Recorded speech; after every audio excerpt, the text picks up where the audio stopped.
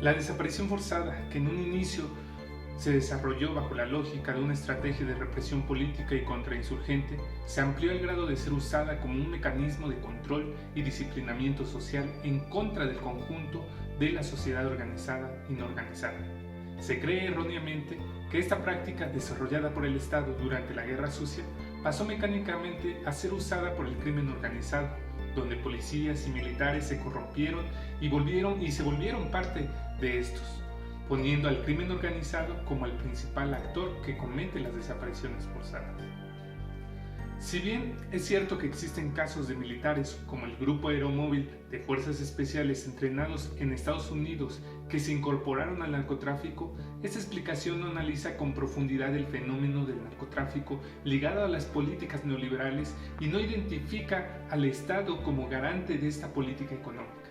separando al narcotráfico del Estado y con ello ocultando la relación entre la política de seguridad nacional con la política de la desaparición forzada.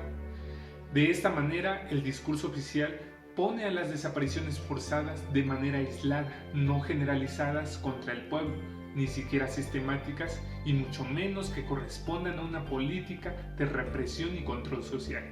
Para los casos en los que se tienen prueba de la participación de agentes del Estado en una desaparición forzada, estos dicen se corrompieron o actuaron por cuenta propia, o incluso cayeron en excesos. Es el caso de los 43 normalistas de Ayotzinapa, víctimas de desaparición forzada, donde el discurso gira en torno a funcionarios coludidos con el crimen organizado, que actuaron bajo esta lógica y no desde la lógica del Estado. Con esta explicación, las obligaciones del Estado se reducirían a mejorar sus políticas de seguridad pública y a combatir la corrupción entre sus filas para acabar con el flagelo de las desapariciones, mostrándose así el Estado como una víctima de la actuación del crimen organizado. Toda esta explicación se viene abajo si nos vamos a los datos recabados por la documentación de víctimas y organizaciones de derechos humanos,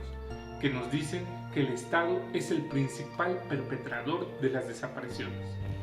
Este comete las desapariciones mediante su aparato político, militar y policíaco, pero también mediante los grupos paramilitares o crimen organizado que son tolerados, funcionales y actúan bajo la lógica de la política de seguridad interior del Estado, que es afín a la política de seguridad de los Estados Unidos.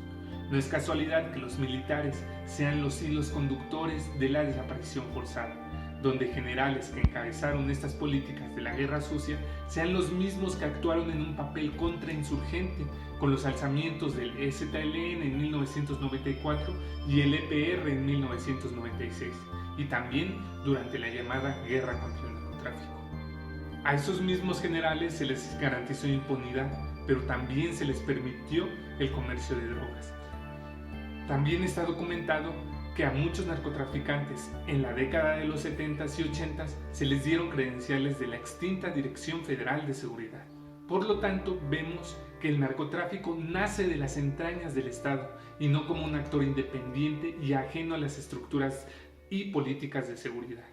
No está fuera de control y tampoco rebasa al Estado, más bien es funcional a las políticas neoliberales. Es falso, pues, el discurso de Estado fallido, pues este es completamente funcional y aplica el terrorismo de Estado. ¿Quiénes son los beneficiados de las desapariciones forzadas? La burguesía de capital nacional y extranjero, que gracias a la eliminación mediante el terror de quienes son considerados disidentes u opositores políticos, y también al control y disciplinamiento social del pueblo no organizado, han podido imponer sus minas, fábricas y negocios de todo tipo. No es casualidad que en el tiempo en que se aplicó intensamente esta política, vimos crecer a los hombres que hoy son los más ricos del país y forman parte de la lista de los hombres más ricos del mundo, amasando fortunas multimillonarias. Como organización de lucha por la emancipación popular y en el marco de la Semana Internacional del Detenido Desaparecido, seguimos exigiendo justicia para todas las víctimas de desaparición forzada e impulsamos los puntos 4 y 7 de nuestro programa mínimo de lucha, donde exigimos terminar con el terrorismo de Estado y la represión política y que el gobierno garantice el derecho a la memoria, la verdad, la justicia y la reparación integral del daño a las víctimas de la violencia de Estado,